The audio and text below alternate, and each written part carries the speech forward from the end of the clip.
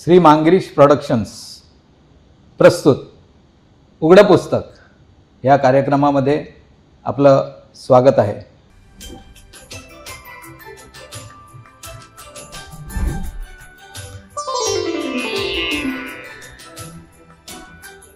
मी दिलीप नाबर आणि आज मी माझा भाऊ डॉक्टर श्याम नाबर ह्याच्याबरोबर ज्या गप्पा मारणार आहेत त्याच्या उन्हाडक्या ज्या आहेत आणि ज्या मला माहीत होत्या पण घरी बऱ्याचशा गोष्टी होत्या ना की ज्या म्हणजे आपण तू माझा मोठा भाऊ जरी असलास आता सांगायला पाहिजे सगळ्यांनी की तू माझा मोठा भाऊ आहे. लोकांना उगाच कन्फ्युजन होतं की याच्यातला मोठा कोण छोटा कोण कळत. त्यामुळे आम्ही भाऊ जरी असलो तरी आपण मित्र जास्त आहोत.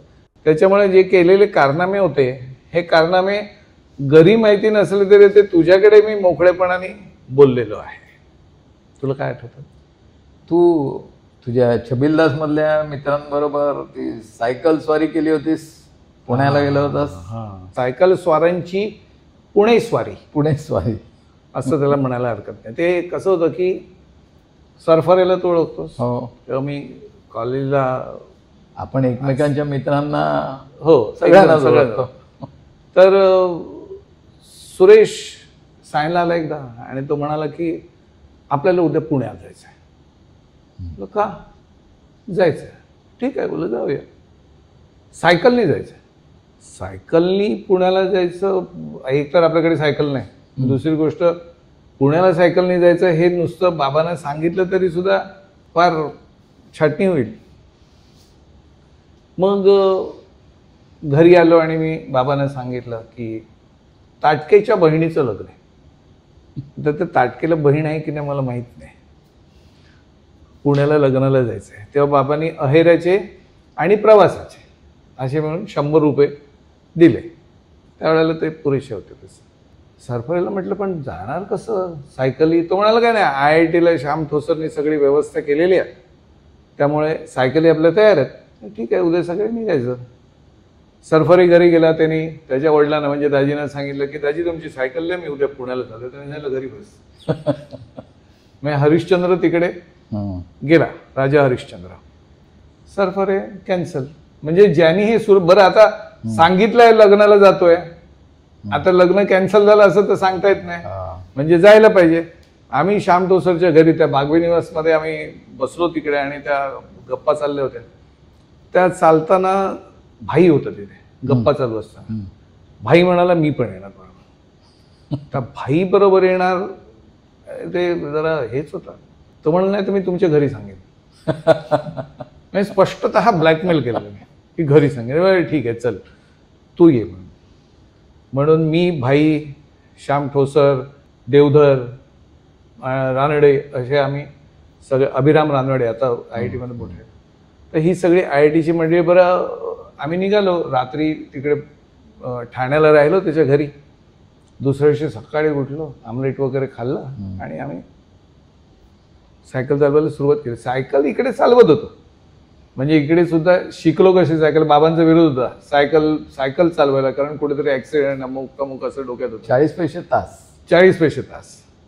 आणि मग तिकडे गेटी गॅलेक्सीच्या इकडे ते स्मशान होतं मुसलमानांचं कब्रस्तान. तिकडे काय बाबा येण्याची शक्यता नव्हती. त्याच्यामुळे मग आम्ही जाऊन तिकडे शिकलो. मग नंतर तू मकलाशी केलीस की नाही, तू चालवतो चांगले चालवतो सायकल. मग बाबाने एकदा गॅलरीत तसं उभं राहून असं बघितलं. मग मी पण जरा ते सर्कशीत करतात तसं एक हात सोडून एक पाय वर असं करून दाखवलं म्हणजे आपल्याला चांगली चालवत. ते म्हणजे ठीक आहे पण बाहेर पास RTOनी पास केलं. पण त्यांनी सांगितलं की बाहेरगावी त्यांनी परमिशन दिली तसे रस्त्यावरती जाऊ नका. तर सायकल काही घरात चालवणार का? नाही. नूतन नगरमध्ये म्हणजे गोल प्रदक्षिणा मारतात तसं सायकल चालायचं. ही आयती संधी आली होती. आम्ही गेलो. इथून आम्ही सकाळी निघालो तेव्हा फार मोठ्या खुशीत होतो. जसजसे आम्ही पुढे गेलो 1-2 तास झाले पायात गोळे यायला लागले. भाईला म्हणालो भाई हे फार कठीण आहे यात, कारण डोक्यावरती असं सूर्य ऊन त्याच्यामध्ये आणि ती IITची मंडळी. आपण आता एवढ्या उंचीवरती आहोत, असं आहोत, आपण एवढं पाणी प्यायचं, एवढं अंतर चालायचं, मग इथे थांबायचं, हे त्यांचं अगदी ठरलेलं असतं. आम्ही आपलं ती सायकल मारत मारत. बरं भाईने त्यात काय केलं, मध्येच घरी फोन केला की मी पुण्याला निघालो आणि सायकलने निघालो. नशीब त्यावेळेला टोल नाके नव्हते, त्याच्यामुळे सगळी यंत्रणा फिरली ह्यांना कुठेतरी अडवायचं. पण तोपर्यंत आम्ही ती सीमारेषा पार केलेली होती. भाईची बहीण आणि जाऊन सरफरेला तासला तिकडे की तू बरोबर नाहीस आणि ते लोक कसे गेले. झालं आम्ही तिथपर्यंत गेलो. मध्ये वाटेत एकीकडे कारला लागतं ना, कारल्याची देवी, हा लोणार, तिकडे ते बरोबरचा मित्र होता, त्याचे वडील गव्हर्नमेंट ऑफिसर होते. तर त्यामुळे त्यांना तिथे ती राहण्याची सोय मिळाली होती. तिथे आम्ही झोपलो. यांनी आम्हाला काय काय बरोबर आणायचं त्यात सांगितलं होतं. त्यांनी आयडेक्सची बाटली एक बरोबर घ्या म्हणून सांगितलं होतं. मी आणि भाईनी एकमेकाला आयडेक्सनी मालिश केलं पूर्ण. हा म्हणजे चेहरा सोडून बाकी संपूर्ण अंग रगडून काढलं आयडेक्स. आणि त्याच्यानंतर त्या गुबगुबीत गादीवरती आम्ही झोपलो. मी मेलो. काही कळलं नाही. शरीर देह ठेवला, कोणता शरीराचा भाग शिल्लक आहे असं जाणवतच नव्हतं. सकाळी परत त्या लोकांनी उठवलं, चला उठा आता आपल्याला निघायला पाहिजे. रात्रीचं ते चालून अंग आंबलेलं होतं. गरम पाण्याने आंघोळ वगैरे केली आणि आम्ही पुण्याकडे परत कूच केली. पुण्याला जाऊन पोचलो. पुण्याला श्याम ठोसरची आत्या होती, तिकडे जीवाचं पुणं केलं. तिने काय काय खायला घातलं, वेगवेगळे पदार्थ करून पुन्हा आम्ही फिरलो वगैरे. आणि आता परत निघायला पाहिजे. परत निघताना भाई म्हणाला, मी नाही येणार सायकलने, माझी सायकल तुम्ही घेऊन जा ट्रकमध्ये टाकून, मी नाही येणार. मग त्याला कसं पाहिजे की काय म्हणतील लोक, म्हणजे युद्धातून पळून आलेल्या माणसासारखी परिस्थिती आहे की सायकलने जायचं आणि येताना मात्र असं यायचं, रणछोडदास म्हणून तुझी कीर्ती होईल. त्यात तयार झाला भाई. थंडी चिक्कार सकाळची. बरं तेव्हा काय, आता लग्नाला जाताना हातमोजे वगैरे कसे घालणार, एक तर ते नव्हते आणि असले तरी होते, ते घालणार कसे, हातमोजे घालून का लग्नाला जातो हा प्रश्न घरात सीआयडीच होता. तर त्यामुळे ते आलाच. बूट होते, मग पायातले मोजे जे आहेत ते हातात घातले, कारण ते हात असे कुडकुड थंडीने कापत होते. येताना आम्ही आलो. एक पुढे चाललाय, देवदर पुढे चाललाय, देवा म्हणायचो आम्ही, देवदर पुढे चाललाय, अमुक चाललाय. त्या मागे मी, माझ्या मागे भाई, त्याच्या मागे श्याम ठोसर. आणि काय भाईला ऊताला माहित नाही. भाईने अचानक चलो म्हणून ओव्हरटेक केलं. पुढे गेला तो. समोरून एक ट्रक येत होता, त्या ट्रकने हवा दिली.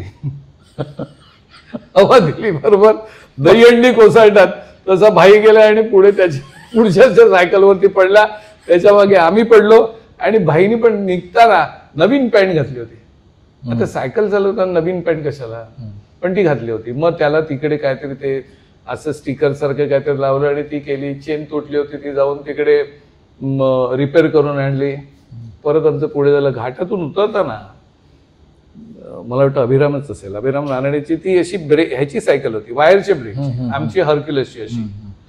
तर ते उतरताना कोणी रिस्क घेत नव्हतं, कारण चढताना आणि चढताना तर शक्यच नाही, पण उतरताना सुद्धा सायकल अशी हळूहळू हळूहळू करून उतरतो, कारण तेव्हाचा घाट तुला माहिती आहे कसा असा स्टीफ होता. आणि त्याच्याहून तो म्हणाला माझे ब्रेक फेल झाले, वायर तुटली. अरे बापरे, म्हणजे आत्ता बोलतोयस, नाही तर खाली कोपलीत भेटलं असतं. पण ते झालं आणि आम्ही खाली पोचलो, खाली चहा वगैरे प्यालो, घरी आलो. म्हणजे वन पीस घरी आलो, जसा गेलो होतो तसं. बरं या कानाला खबर नाही, तुला फक्त मी सांगितलं होतं की मी असं असं चाललंय. तू सुद्धा चेहऱ्यावरती एक आनंद दाखवलास, पण तो इतरांना दिसणार नाही अशा पद्धतीने दाखवलास, कारण ते सगळं थोडंच होतं. गेली मधल्या काळामध्ये ज्यांना माहिती आहे अशा मित्रांना मी सांगितलं होतं की घरी यायचं नाही, खालून हात मारायचं. कारण येऊन आता सरफरे वगैरे माहिती आहे, बडबडला काहीतरी भांड फुटेल, त्यांना बंदीच घातली यायची. कालांतराने श्याम ठोसरचं लग्न झालं आणि तो बायकोला घेऊन गणपतीला आला. 5 दिवसाचा गणपती होता त्यावेळा आपल्याकडे. गणपतीला आला आणि असं बोलता बोलता बोलता त्याने विषय काढला की आपण सायकलने गेलो होतो पुण्याला, त्यावेळेला असं झालं, अमुक झालं. आतमध्ये आई भाजीला फोडणी देत होती. वा. त्या टोपातून चर्र आवाज आला, माझ्या पोटातून चर्र आवाज आला. पण घरात विघ्नहर्ता होता, त्याच्या कृपेने पुढे काही झालं नाही. श्यामला मी म्हणालो, काही गरज होती का सांगायची, ह्या अशा गोष्टी सांगायची, कारण एकतर बहुतेक त्यांनी ऐकलं नाही, नाही तर FIR झाली. FIR झाला असतं त्या गोष्टीचा. आणि ताटकेची पण क्षमा मागायला पाहिजे, कारण माहित नाही त्याचं. आणि पण त्याच्यानंतरच्या काळात माझ्या कुठच्याही मित्राचं लग्न बाहेरगावी, म्हणजे बाहेरगावी तसं गेलो नाही. सायकल चालवणं लांब राहिलं, म्हणजे तसं कधी केलं नाही. फक्त त्याला मोटर शब्द मागे लावला. मोटरसायकलनी बराच समय, ते कधी सांगून कधी नाही सांगून. ती गोष्ट तुला माहिती असेल की आम्ही मोटरसायकलने आम्ही सगळे चाललो होतो. कोकणात गेलो होतो. कोकणात जाताना चालवणारा पुढे, माझा पार्टनर शिर्के, आणि ती SD त्याची ती गाडी, आणि सगळे आम्ही चाललो होतो. जाताना त्या अलिबागच्या अलीकडे एक गाव आहे. त्या गावाच्या इकडे बरेचदा ऍक्सिडेंट होतो. तिकडे समोर एक सायकलवाला असा मधून आडवा येत होता. मी काय फार स्पीडमध्ये नव्हतो, 50च्या स्पीडला वगैरे असतो. म्हणून शिर्क्याने ब्रेक मारला. तिथे वाळू होती, त्या वाळूवरून सायकल सरकली आणि पडलो. तर त्याच वेळेला मी शरद वारंगची मोटरसायकलवर, शिर्केने हेल्मेट वगैरे घातलं होतं. त्या हेल्मेटच्या त्या पुढची काच वगैरे फुटून, प्लास्टिक पुढचं जे असतं कव्हर ते तुटून त्याला इकडे सगळीकडे लागलं. माझं घड्याळ कुठेतरी उडून पडलं. आपला हा शरद वारंग, त्याची टोपी मी सहज म्हणून डोक्यावरती घातली होती.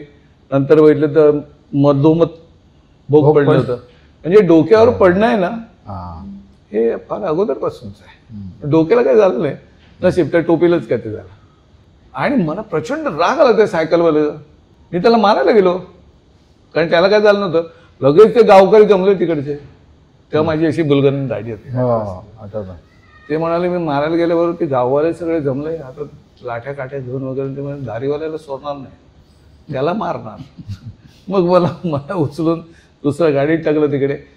त्याने मोटरसायकल आमची होती ती तिकडेच हे केली. अलीकडे तारा म्हणून आहे की तिकडे मेहर सेंटर आहे, मेहर अली. तर तिकडे आम्ही गेलो. शिर्केला लागलं होतं बरंचसं. आणि त्याला त्या शनिवार होता, त्याचा काहीतरी उपास होता. तर त्या बाईनी सगळं केलं बिलं. आणि बाईने विचारलं की तुम्ही काय खाणार का. तो म्हणाला हो. तो इकडे टाका, इकडे हे आहे लॅसरेशन आहे, असा तो ह्याच्यावरती झोपून एक वेफर त्याच्या तोंडात आणि दूध.